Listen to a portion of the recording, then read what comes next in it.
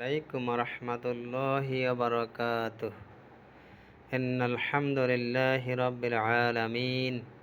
আসসালাতু ওয়াসসালামু আলা সাইয়্যিদিল মুরসালিন। আম্মা বা'দ।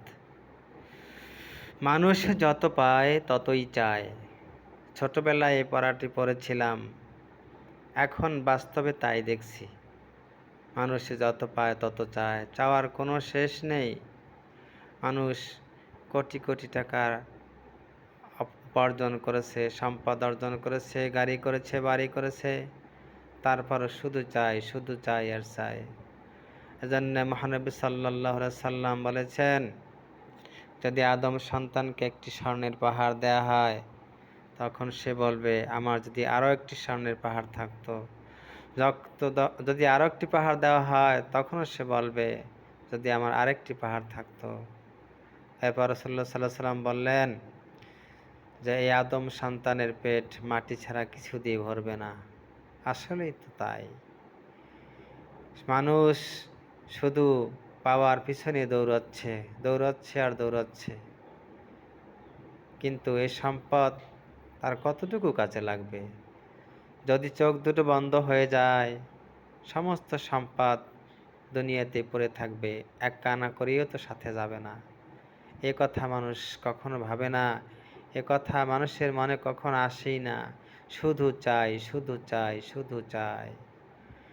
এমনও মানুষ আছে, অনেক সম্পদ আছে, কিন্তু ভোগ করতে পারে না, ঠিকমতো খেতে পারে না, ঘুমোতে পারে না,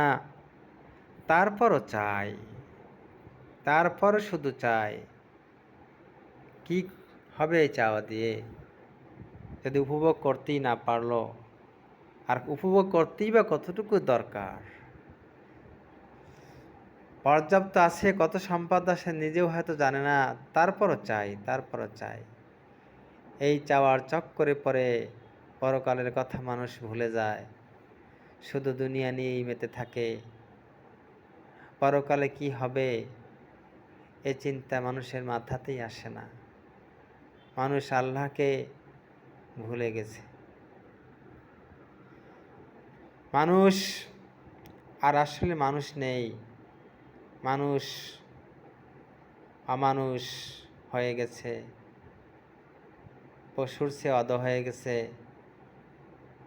এই চাওয়ার চক্করে পড়ে মানুষের মধ্যে নাই কোনো মায়া, মমতা, ভালোবাসা, আদর, স্নেহ, সব যেন উধাও হয়ে গেছে। শুধু এই পাওয়ার চক্করে পড়ে, চাওয়ার চক্করে পড়ে।